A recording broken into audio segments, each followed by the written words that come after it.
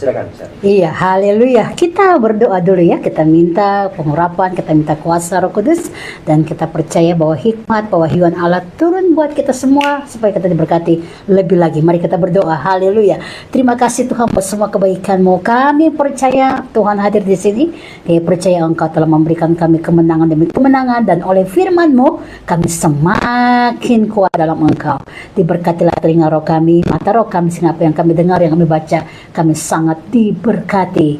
Hadirat Tuhan nyata di tempat kami masing-masing. Haleluya.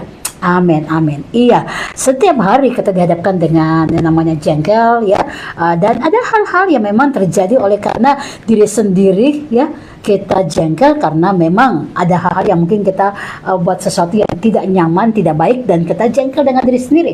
Ada juga karena mungkin orang lain ya, dan itu benar-benar membuat kita jadi nggak nyaman ya dengan orang itu, dan kita rasanya nggak mau lagi ketemu, dan bahkan lingkungan tempat kerja kita, bahkan tempat pelayanan kita, ada hal-hal yang bikin kita jengkel.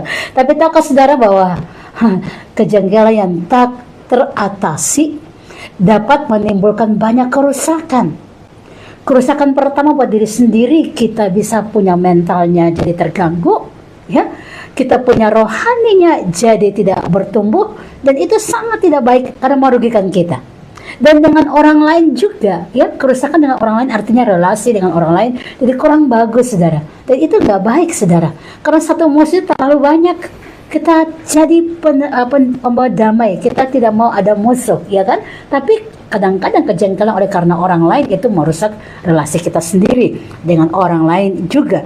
Dan yang berikut dampaknya kalau kita nggak mengatasi kejengkelan itu di tempat pelayanan kita ya, di lingkungan kita, bahkan tempat kerja kita, itu pun mengganggu banyak hal. Dan saya mau katakan bahwa setiap hari kita perlu belajar untuk mengintrospeksi diri, karena hal yang kecil yang selalu datang itu yang membuat jengkel itu, kalau tidak diatasi, maka hal yang kita bangun itu menjadi seperti fondasi atau ada batu-batu yang keropos. Kita bangun tapi kita nggak ngerti ada bagian-bagian batu-batu yang keropos, dan waktu kita bangun itu bukan membangun seutuhnya atau selama-lamanya bagus, kuat, kokoh, tapi hanya sebentar dan akhirnya roboh. Ya, tadi kejengkelan itu merusak banyak hal. Nah, kita akan baca dulu dalam firman Tuhan, kitab Mazmur pasal 37 ayat yang ke-8. Saudara yang baru bergabung, mari kita belajar sama-sama firman Tuhan ini dalam kitab Mazmur pasal 37 ayat yang ke-8. Haleluya. Demikianlah firman Tuhan, berhentilah marah dan tinggalkanlah panas hati itu. Jangan marah, itu hanya membawa kepada kejahatan. Sangat jelas ya dikatakan, berhentilah marah, tinggalkan panas hati itu. Jangan marah, itu hanya membawa kepada kejahatan. Dan tahukah saudara bahwa kadang-kadang dampak dari kejengkelan yang berkepanjangan, hari ini kita jengkel, hari esok kita jengkel ya, jengkel itu akan melahirkan marah, amarah tadi. Dan Alkitab dalam Mazmur 37:8 tadi sangat jelas, berhentilah marah dan tinggalkan panas hati. Kejengkelan yang terjadi yang tak teratasi akan melahirkan amarah saudara, dan amarah itu membuat kita menjadi orang-orang yang tanda kutip maaf bodoh, karena hal yang baik pun jadinya nggak bisa mikir panjang. Kenapa? Hatinya lagi panas, dan marah itu akan melahirkan kebencian. Nah, hal yang jengkel tadi, kalau kita nggak mengatasi, menjadi marah. Nah, marah terhadap orang lain, marah terhadap situasi, dan itu akan membuat kebencian. Akar kebencian akan timbul. Saudara, ini sangat merusak jiwa kita, sangat merusak mental kita, bahkan lebih parah rohani kita tidak bertumbuh. Dan kebencian kalau dibiarkan akan melahirkan kepahitan.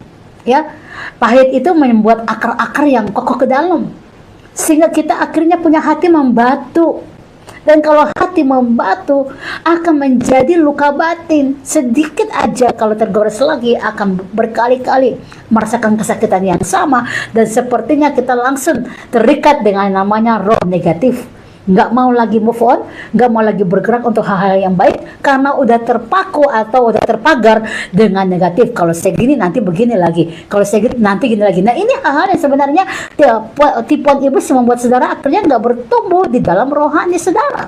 Makanya Mazmur berkata tadi dalam Mazmur 38, berhentilah marah, tinggalkan panas hati itu, lepaskan pakaian amarah. Jengkel itu bisa melahirkan amarah. Dan amarah bisa membuat Anda luka-luka batin tadi. Akar-akar pahit itu akan bertumbuh dengan melebat, dan saudara bukan membangun hal yang baik tapi merugikan diri sendiri. Kita baca lagi 1 Petrus 4 ayat yang ke-7. 1 Petrus 4 ayat yang ke-7. Haleluya. Kesudahan segala sesuatu sudah dekat, karena itu kuasailah dirimu dan jadilah tenang, supaya kamu dapat berdoa. Nah, kadang-kadang orang kalau jengkel itu nggak bisa bikin orang tenang. Kalau sudah nggak tenang, saya percaya kita nggak bisa berdoa dong dengan baik. Nggak bisa bayangkan ya, sikap yang selalu kita hadapi setiap hari, ya, yang membuat kita jengkel itu. Kalau kita tidak bisa mengatasi, maka merusak. Ya tadi, jam doa kita, merusak keinginan-keinginan yang baik yang kita sering lakukan, ya, melayani Tuhan, ya, melakukan hal yang bagus, semua akan rusak. Oleh karena apa? Tadi, ya, kita membiarkan amarah meledak-meledak oleh karena ada yang jengkel, menjengkelkan hati kita. Makanya Tuhan katakan self control, kuasailah dirimu, taklukkan dirimu dari hal-hal daging yang bisa merusak engkau, sehingga engkau tidak tahu mana yang baik, mana yang tidak. Itu harus dilepaskan dari hidupmu. Dan ini kita menjadi bagian penting untuk kita belajar melihat bahwa Tuhan mau saudara dan saya untuk tidak tinggal di dalam namanya roh kejengkelan yang membuat marah, ya, berkali-kali, dan akhirnya kita merusak diri kita sendiri, dan bahkan, ya, merusak apa yang menjadi rencana Tuhan dalam hidup kita masing-masing. Nah, dalam kitab yang kita baca tadi 1 Petrus pasal yang ke-4 ayat yang ke-7, ya, ini bicara tentang kesadaran jemaat, ya. Rasul Petrus mengatakan bahwa mereka yang hidup dalam Tuhan harusnya berjaga-jaga untuk apa yang dibangun di awal, ya. Seperti kitab Galatia pasal 3 ayat 3 berkata, kalau sudah mulai dengan roh, harus mengakhiri dalam roh. Makanya Rasul Petrus berkata kepada mereka untuk bagaimana berjuang di tengah-tengah situasi yang tidak mengenakan. Saat jemaat mulai bertumbuh, ada macam-macam hal yang terjadi yang membuat hati mereka bisa galau, hati mereka bisa tinggalkan apa yang menjadi kebenaran firman. Nah, untuk menantikan kedatangan Tuhan, Petrus dan gereja mula-mula mengingatkan kepada seluruh jemaat Tuhan supaya mereka harus menjaga relasi hidup berkemenangan tadi, pertobatan sejati itu jangan sampai dirusakin oleh hal-hal yang bisa membuat mereka tersesat, dan akhirnya kedagingan muncul, dan akhirnya mereka kehilangan yang namanya jati diri, kemenangan sebagai murid-murid Tuhan atau orang-orang yang telah ditebus dengan kuasa darah anak domba Allah. Nah, bagaimana kita mengasah diri, saudara? Ya, perlu belajar untuk melihat bahwa di dalam setiap langkah kita, pilihan-pilihan yang dihadapkan setiap hari, ya, kita menjadi seseorang yang berbeda, seseorang yang luar biasa, tergantung pilihan-pilihan kita. Pilihan kita, kalau hari ini kita kecewa, ya kita akan jadi orang-orang yang putus asa di masa depan. Kalau pilihan kita hari ini kita mengampuni, maka kita menjadi orang-orang yang akan penuh dengan sukacita dan damai sejahtera. Kenapa? Karena semua pilihan itu akan menentukan kita seperti apa di depan. Nah, fakta yang saya katakan tadi bahwa jengkel bisa melahirkan amarah, dan amarah bisa melahirkan kebencian, dan kebencian bisa melahirkan kepahitan, dan kepahitan bisa melahirkan luka-luka batin, dan luka batin bisa merusak jiwa, tubuh, dan roh saudara. Makanya kita perlu mengatasi supaya kita tidak terlibat dengan hal-hal yang bisa merusak hidup kita. Ya, Petrus mengatakan kepada jemaat-jemaat tadi bahwa mereka harus belajar untuk menaklukkan semua kehilangan daging yang bisa membuat mereka kehilangan kemuliaan Tuhan, kehilangan kepercayaan Tuhan. Ada banyak orang jengkel akhirnya tanpa sadar, ya, merusak diri dia, merusak orang lain, dan bahkan merusak pekerjaan Tuhan. Ya, kejengkelan-kejengkelan yang tak teratasi ini membawa kerusakan begitu banyak. Bahkan dalam hubungan suami istri pun, kalau istri jaga kepada suami atau sebaliknya suami kepada istri, akan akhirnya berakibat bukan kepada pasangan ini aja, berakibat kepada anak-anak juga. Karena sikap kejengkelan kita, emosi kita tak terkendalikan. Oleh karena itu, kita perlu untuk belajar menguasai diri supaya kita bisa tenang dan bisa berdoa. Kenapa, saudara?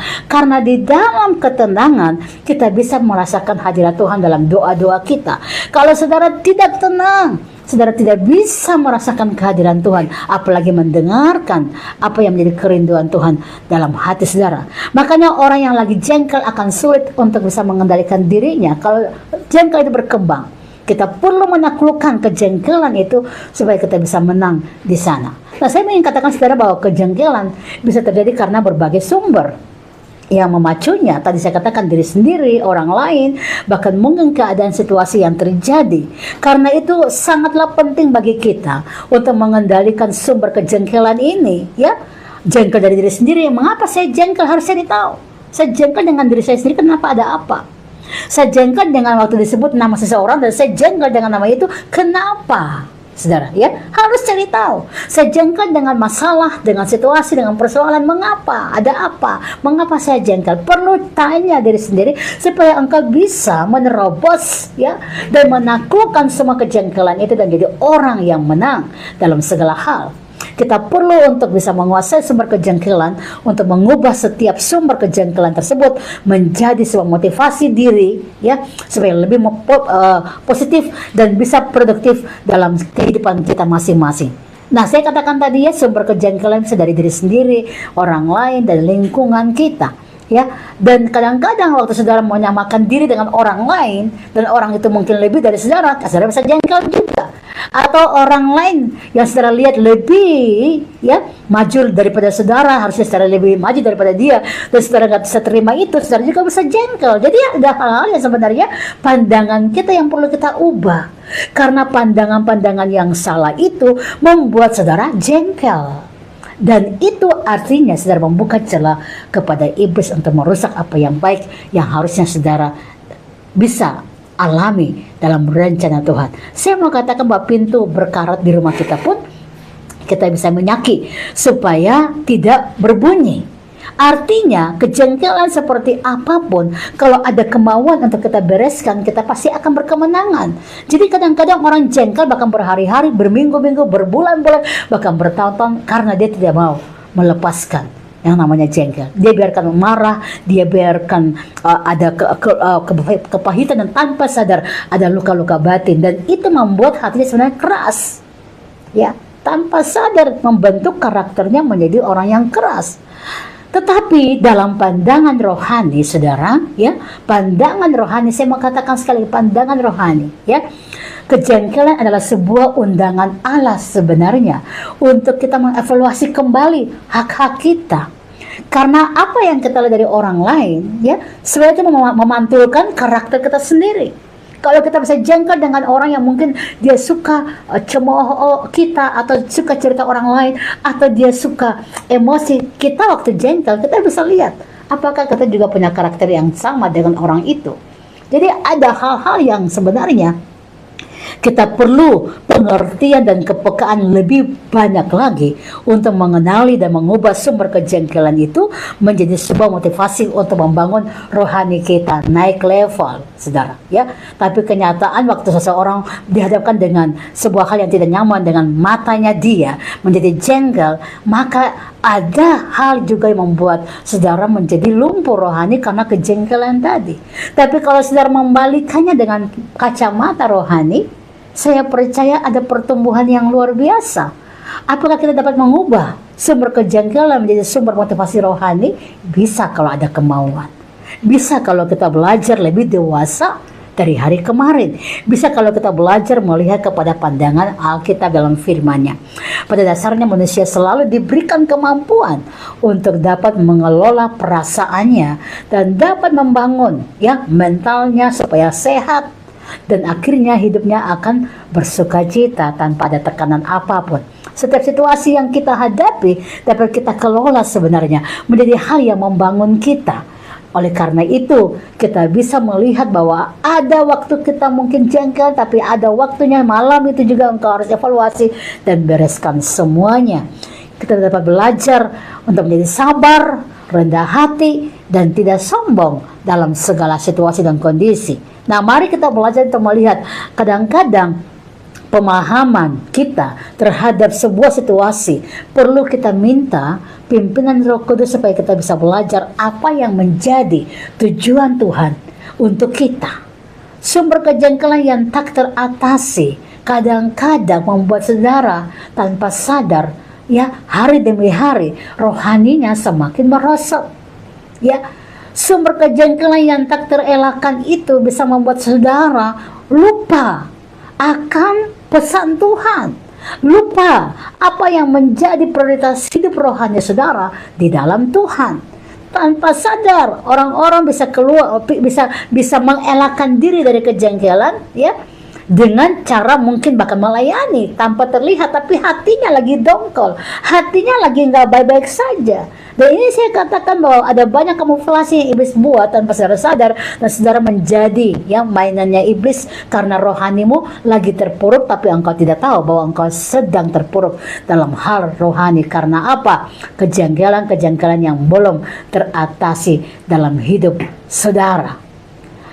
Apa yang Tuhan inginkan engkau lihat dari orang dan engkau lihat dari mungkin keadaan lingkungan, ya, kadang itu merupakan cara Allah untuk satu, meningkatkan kepekaan kita terhadap kebutuhan orang lain.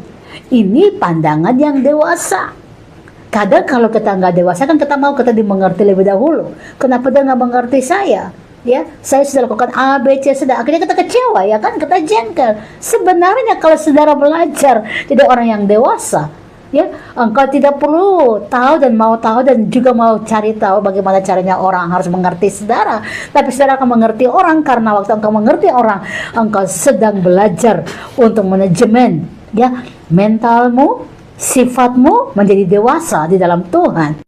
Yang kedua, kadang-kadang kejengkelan yang terjadi itu merupakan cara Allah untuk kita belajar mengembangkan kesempatan kita untuk membentuk kualitas rohani lebih luar biasa lagi dalam Tuhan. Karena di situ kita akan belajar untuk lebih rendah hati dan lebih untuk mempercayai Tuhan dalam segala langkah kita. Tidak melihat semuanya menjadi hal yang sepertinya merusak saudara. Karena itu cuma tergantung pandangan kita masing-masing. Ingat, jangan bereaksi salah. Kalau kita bereaksi salah terhadap gangguan tadi, ya, kejengkelan tadi yang bisa melahirkan amarah, dan amarah bisa melahirkan kepahitan, dan kepahitan bisa melahirkan luka-luka batin yang bisa merusak akhirnya mental, jiwa, dan roh saudara, maka kita akan kehilangan segala-gala yang baik. Tapi kalau engkau bereaksi yang baik dan benar dalam pandangan Tuhan, maka kita bisa belajar untuk melihat ada pengertian dan tindakan-tindakan benar. Kita membiarkan Allah tanpa sadar, kita membiarkan Allah mencapai tujuannya Tuhan sendiri untuk membentuk kita seturut kehendaknya. Ya, kadang-kadang kita nggak paham, makanya orang-orang yang nggak bisa menguasai diri, ya, benar-benar kehilangan yang namanya panggilan Tuhan, kehilangan rencana Tuhan. Padahal rencana Tuhan bagi itu luar biasa, panggilan Tuhan bagi dia luar biasa. Tapi karena dia nggak bisa self control, nggak bisa menguasai diri, tidak bisa menaklukkan kejengkelan, maka kehilangan segala yang baik dalam kehidupannya dia. Makanya kita belajar melihat bahwa sebenarnya waktu kita bisa menanggapi semua kejengkelan itu dengan pengertian dan tindakan yang dewasa, yang benar, dengan firman, kita sedang membiarkan Allah mencapai tujuan tertingginya dalam kehidupan kita. Ini yang banyak orang nggak paham. Makanya hari ini waktu engkau mendengar pesan firman ini, engkau mungkin lagi jengkel terhadap apapun, ya.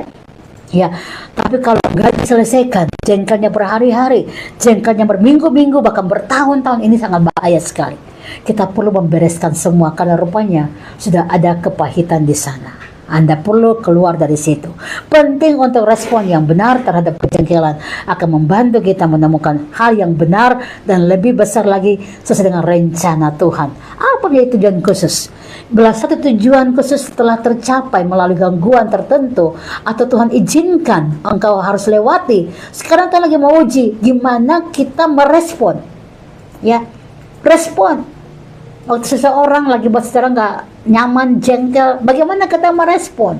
Ya, karena dengan respon positif, respon kedewasaan rohani, Tuhan akan leluasa, ya, untuk juga menolong saudara dalam segala hal. Jadi kita harus tetap fokus untuk mengambil manfaat penting di balik situasi yang tidak mengenakan itu untuk mencapai tujuan dari kehendak Tuhan.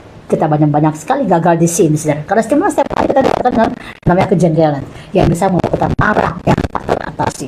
Tapi waktu saudara belajar untuk melihat apa yang menjadi kehendak Tuhan. Seperti contoh Rasul Paulus, Tuhan izinkan ada duri. Rupanya Rasul Paulus ini seorang yang percaya Tuhan, tetapi dia mendapatkan banyak sekali penyataan roh yang hebat, tapi dia tinggal dalam dunia, tinggal dalam daging. Ya, Tuhan tahu banget Rasul Paulus adalah milik Tuhan. Tuhan tahu sekali bahwa Tuhan akan pakai dia dalam rencana Tuhan. Tapi Tuhan tahu dia masih tinggal di dalam dunia, dan dunia bisa melemahkan dia. Makanya Tuhan atas kehendaknya, atas rencananya sendiri, ya, dia mau membuat kepunyaannya, yaitu Rasul Paulus, belajar bergantung penuh sama Tuhan, supaya tidak ada roh kesombongan. Duri dalam daging dikasih oleh Tuhan dalam diri Rasul Paulus, supaya Rasul Paulus belajar bergantung sama Tuhan. Makanya dalam hal seperti ini kita belajar melihat 2 Korintus 12 ayat 1 sampai 10 menjelaskan sangat jelas, ya. Rasul Paulus berkata begini, dan supaya aku jangan meninggikan diri. Dia tahu banget. Nah, kadang-kadang kita nggak paham, ada hal-hal atau engkau jengkel tanpa sadar engkau sedang menunjukkan kesombongan dirimu, saudara, ya. Waktu engkau jengkel dan engkau benci dengan orang, engkau sedang menunjukkan kesombongan diri tanpa sadar. Makanya Rasul Paulus dalam 2 Korintus 12 ayat 7 sampai 10 mengatakan sangat jelas, dan supaya aku jangan meninggikan diri karena penyataan-penyataan yang luar biasa itu. Dia tahu Tuhan sedang pakai dia. Dia tahu rencana Tuhan sangat hebat dalam dirinya. Dia ngerti banyak penyataan Tuhan yang luar biasa. Dia ngerti sekali. Dia tahu supaya aku jangan meninggikan diri karena penyataan Tuhan itu, maka aku diberi, kata Paulus, aku diberi satu duri dalam dagingku, yaitu seorang utusan iblis untuk mengoceh aku, supaya aku jangan meninggikan diri. Tentang hal itu, aku sudah 3 kali berdoa, berseru kepada Tuhan, supaya utusan iblis itu mundur daripadaku. Tapi jawab Tuhan kepadaku, kata Paulus, apa? Cukuplah kasih karuniaku bagimu, sebab justru dalam kelemahanlah kuasaku, kata Tuhan, menjadi sempurna. Lalu Paulus mulai merespon, sebab itu terlebih suka aku bermegah atas kelemahanku. Ingat, kelemahan yang Paulus maksudkan ini bukan tinggal dalam dosa, tapi kelemahan apa? Saat dia merasa disiksa, ya, merasa ada kesukaran, merasa ada penganiayaan, kesesatan, ya. Dia berkata, biarlah aku waktu tidak tahu mau lari kemana, aku akan lari sama Tuhan. Nah, ini yang menarik buat kita. Jadi bukan kelemahan secara kelemahan daging, saudara, tapi Paulus dalam penginjilan, dalam pelayanan ada banyak tekanan, ada banyak intimidasi, ada banyak hal-hal yang dia hadapi yang tidak nyaman secara daging. Tapi dia berkata, biarlah kelemahan ini. Kenapa kelemahannya? Karena dia nggak bisa balas jahat dengan jahat. Kenapa? Bisa membalas kesombongan orang dengan juga perilaku dia yang tinggi hati, sehingga dia kekuatan Tuhan turun bagi dia. Kasih karunia kepadamu, hai Paulus, sebab justru dalam kelemahanmu lah kuasaku akan nyata. Dalam saat-saat Paulus merasa sesak, ya, karena Kristus sedang hari-hari mengalami pelayanan. Dalam segala hal engkau rela enggak?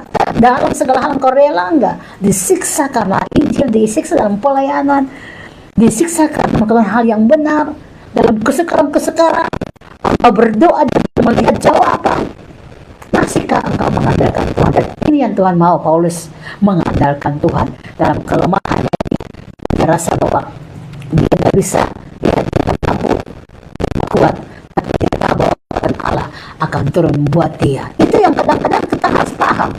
Makanya Tuhan mau dalam segala hal kita mesti belajar melihat kepada Paulus. Tujuan pertama duri dalam daging adalah untuk menjaga Paulus agar tetap rendah hati, saudara, ya. Dan tujuan kedua, kita mengetahui bahwa penderitaan itu diizinkan oleh Tuhan. Ya, ada utusan iblis tadi. Hal ini mungkin sama seperti Tuhan mengizinkan di saat Ayub mengalami ujian. Tapi Ayub juga orang yang benar, orang yang sangat mencintai Tuhan, ya, orang yang saleh yang tidak ditemukan dalam dunia ini. Rupanya orang-orang penting kerajaan surga yang seperti Paulus dan seperti Ayub ini, mereka ada dalam kedaulatan Tuhan, mereka ada dalam kontrol Tuhan. Apa yang mereka alami, mereka hadapi, mereka mungkin bingung dan tidak tahu mengapa seperti ini. Apa dosaku? Mungkin katanya seperti itu, ya. Tapi Tuhan punya rencana. Tuhan tahu mereka akan tetap setia. Adakah saudara tetap setia di saat engkau menghadapi sesuatu yang tidak mengenakan? Jangan jengkel, saudara. Jangan marah. Jangan geram. Jangan biarkan rencana Tuhan yang akan terlihat dalam dirimu itu hilang karena engkau jengkel, karena engkau marah, karena engkau berbuat dosa. Mari belajar. Tuhan mengizinkan. Ada banyak hal yang kita lewati yang mungkin kita nggak pernah minta, kita nggak inginkan. Tapi percayalah, itu semua ada dalam kedaulatan Tuhan. Karena Tuhan sedang mempersiapkan saudara. Jangan biarkan kejengkelan menggerogoti hidupmu. Jangan biarkan kejengkelan membuat engkau tinggal dalam kelemahan-kelemahan. Tapi percayalah akan kuasa Tuhan yang akan nyata dalam hidup saudara, karena karya Allah dalam hidupmu adalah untuk kemuliaan nama Tuhan sendiri. Stay tune di sini, kita akan kembali setelah ini. God bless you all. Bersama dengan Ibu Salimah Heru di studio, jadi menjadi evaluasi buat kita ya, sejauh mana kita sebetulnya seringkali marah-marah gitu karena kejengkelannya. Ya, betul. Baik, haleluya. Baik, ada dua yang respon Bu atas nama Lita di Temanggung. Oke, shalom Lita Temanggung. Ya. Ini Lita punya pertanyaan, bagaimana Bu jika saya sebagai istri seringkali marah dengan suami dan seringkali marah saya berkepanjangan. Oke. Ya, sehingga menyebabkan melayani dengan suami pun juga tidak tulus keluar dari hati. Oke. Lanjut ya, langsung ya? Ya, atau silakan, Bu. Oke, baik. Nah, memang paling sering jengkel itu adalah bukan dengan orang luar, orang dalam. Dan kadang yang paling jengkel itu adalah pasangan kita masing-masing, ya kan? Tapi mari saya kasih tahu dulu ya, untuk ada 3 hal penting bahwa kita belajar melihat, kenali sumber kejengkelan dan segera membereskannya untuk membangun kualitas hidup kita yang berkenan di mata Tuhan. Ada 3 tujuan gangguan ini sebenarnya. Ada 3 tujuan di balik semua yang kita rasakan ini. Yang pertama, gangguan mungkin sebagai teguran. Tanpa sadar, ya kadang-kadang kita cenderung mengabaikan peristiwa-peristiwa yang tidak menyenangkan. Kita sering mengabaikan untuk memperbaiki dan meminta ampun atas segala pelanggaran itu. Harusnya seperti itu, tapi kita suka mengabaikannya. Gangguan itu untuk membuat kita harus belajar memperbaiki diri kita. Karena jika kita mengalami hal-hal yang tidak menyenangkan itu sebagai teguran, itu untuk kembalikan diri kita, melihat introspeksi diri, apakah kita ini yang salah atau kita perlu perbaiki. Ini penting, saudara.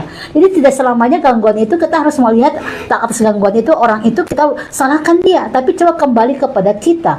Mungkin kita belum berubah, mungkin kita yang masih meminta apa yang kita mau itu terjadi dengan orang lain. Yang kedua, gangguan sebagai cermin. Ya, kadang-kadang orang sekitar kita itu cenderung memantulkan kembali sikap kita dan kelemahan karakter kita yang kita miliki sebenarnya.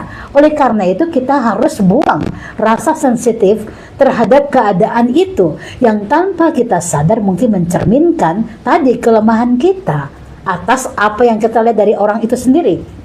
Nah, kadang-kadang kejanggalan kita akan berlipat kali ganda sewaktu justru kita melihat ke dalam diri orang itu. Nah, jadi kita harus cek, kok kalau kita lihat dia kok tambah jengkel. Nah, apakah orang itu yang salah, orang itu yang memang membuat kita, atau kitanya? Jadi kembali kepada diri kita, ya. Kecenderungan kita adalah bereaksi terhadap orang-orang yang menunjukkan kesalahan lebih dahulu. Ya kan, selalu begitu, ya kan? Dan padahal seharusnya kita dapat menggunakan reaksi mereka itu sebagai motivasi untuk mengubah dan memperbaiki cara pandang kita dan terutama sikap hati kita. Dan yang ketiga, gangguan itu sebagai pengingat, ya, motivasi kita. Tuhan kadang-kadang menghendaki kita untuk hidup merdeka dengan hati yang bersih. Jadi kalau saudara masih jengkel, berarti kita punya hati belum merdeka. hati belum beres. Karena itu ia menggunakan sumber kejengkelan kadang-kadang terjadi dengan pasangan kita tadi, suami atau istri kita, bahkan orang-orang terdekat kita, sebagai pengingat yang mungkin menyakitkan sekalipun. Ya, nyakit memang gitu ya, tapi itu untuk mengingatkan kita supaya kita tidak jatuh di lubang yang sama. Tadi kesal, benci, amarah, jangan lagi seperti itu ya.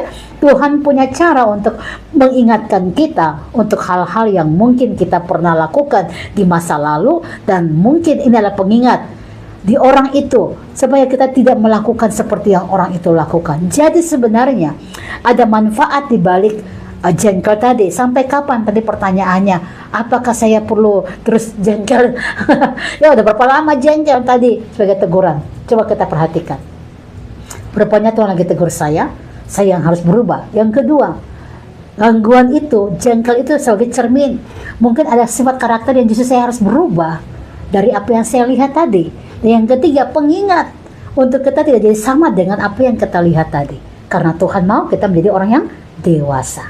Amin ya, puji Tuhan. Iya. Baik, lalu yang kedua itu atas nama Riana di Wonosobo, Bu. Shalom Wonosobo. Ya, Shalom Bu, saya juga mau ikut bertanya. Iya. Alkitab selalu ada ayat yang berkata jangan simpan marah sebelum matahari terbenam. Betul. Ya, tapi bagaimana kalau saya seringkali menyimpan marah bahkan sampai tidur, bahkan sampai besok berlarut besok pagi. Apa yang harus saya lakukan mengatasi hal ini? Terima kasih buat kejujuran dan ini keterbukaan yang membawa pemulihan. Amin ya. Nah memang aku sudah bilang ya, jangan simpan marah sampai matahari terbenam. Kenapa? Karena kalau hari esok apa yang kita rekam dalam amarah itu akan lebih tambah lagi marah, akan lebih tambah lagi panas hati, dan itu mengganggu pertumbuhan rohani. Saudara berdoa tidak fokus, memuji Tuhan di gereja tidak fokus, mendengarkan firman apalagi tidak akan dapat berkat apa-apa. Nah ini akhirnya yang benar dalam kebenaran akan akhirnya hilang. Kenapa? Karena tadi kedagingan kita yang muncul. Nah oleh karena itu ada 3 hal supaya kita bisa melepaskan amarah tadi ya, supaya kita bisa melepaskan jengkel tadi ya. Karena tadi saya katakan jengkel itu melahirkan amarah. Amarah melahirkan ya kebencian, dan kebencian melahirkan apa? Luka-luka batin, dan luka batin bisa merusak kita karena ada kepahitan di sana. Makanya untuk membuang semua kejengkelan amarah itu, yang pertama ya, penyerahan diri sepenuhnya kepada Allah. Artinya Tuhan, ini aku milik Engkau, lakukan bagianmu dalam diriku. Artinya kita nggak usah bawa daging kita untuk harus bela diri, harus marah, harus lepaskan semua. Serahkan sama Tuhan hidup kita. Yang kedua, komitmen pribadi untuk menggenapi tujuan Tuhan, bahwa aku hidup buat Tuhan. Seperti Rasul Paulus mengatakan itu. Allah memiliki tujuan untuk hidup kita masing-masing. Ingat itu saudara. Ia mau menghendaki agar kita mendedikasikan diri kita sebagai alat kerajaannya. Jadi, mari komitmen untuk menggenapi rencana Tuhan. Dan yang ketiga adalah bersyukur bahwa Allah memperhatikan pertumbuhan rohani kita dengan Dia menguji atau mengizinkan gangguan terjadi supaya kita punya rohani dewasa semakin naik. Ya, jadi mari saudara yang sampai sakit, kan jengkel marah sampai sakit, makan jadi tawar-tawar, padahal makanannya enak gitu ya. Ini kenapa sikap hati kita?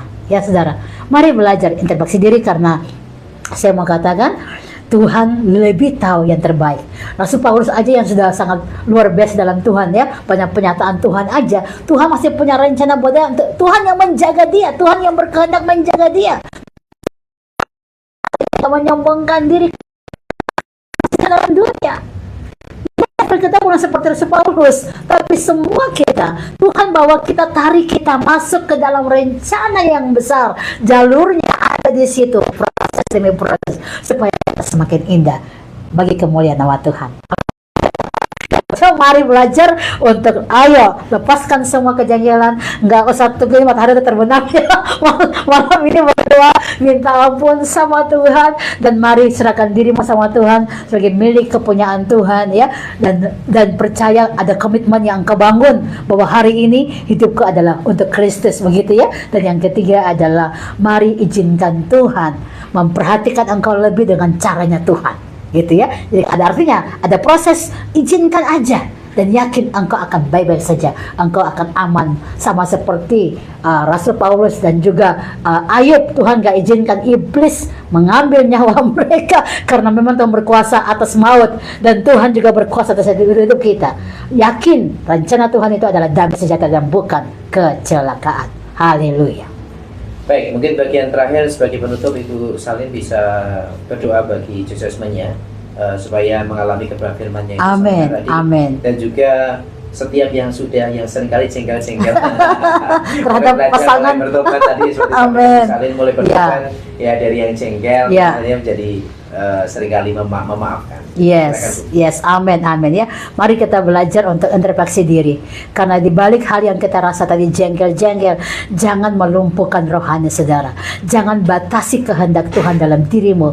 Karena di waktu Tuhan izinkan engkau merasa jengkel, nggak nyaman, sebenarnya Tuhan lagi berkata, kita yang perlu membawa diri kita kepada Tuhan untuk tidak sombong, tidak tawar hati, tidak menjadi orang yang jengkel dan akhirnya membuat luka-luka batin. Tapi kita melepaskan diri karena ada waktu di mana kita harus belajar menjadi seorang yang makan makanan keras dan bukan lagi susu. Ini waktunya kita pengajar semua, dan Tuhan mau kita mencapai level dewasa di dalam Tuhan. Jangan persalahkan orang lain, jangan persalahkan keadaan, jangan persalahkan situasi dan kondisi yang ada, tapi mari percaya bahwa Tuhan akan melakukan yang menjadi kehendaknya terjadi atas saudara. Lepaskan amarah, lepaskan kepahitan, dan hiduplah berkemenangan dalam Tuhan, karena untuk itulah saudara dan saya dipanggil menjadi milik kepunyaannya yang memuliakan Tuhan. Berjaga-jaga dan berdoa, sebab memang roh penurut tapi daging lemah. Jangan buka celah untuk jengkel, jangan buka celah untuk hal-hal yang bisa merusak mentalmu, merusak jiwamu, dan merusak rohani saudara. Haleluya. Kita akan berdoa, dan saya percaya saudara yang mendengarkan kabar baik dari program Happiness Moment di Love Jogja FM ini semakin diberkati oleh Tuhan. Kita angkat hati sama Tuhan dan kita berkata, Tuhan, ini aku milik Engkau. Jadilah aku seperti milik, seperti kehendakmu, seperti rencanamu. Mari kita berdoa. Haleluya. Oh, thank you Lord. Kami minta ampun. Pertama-tama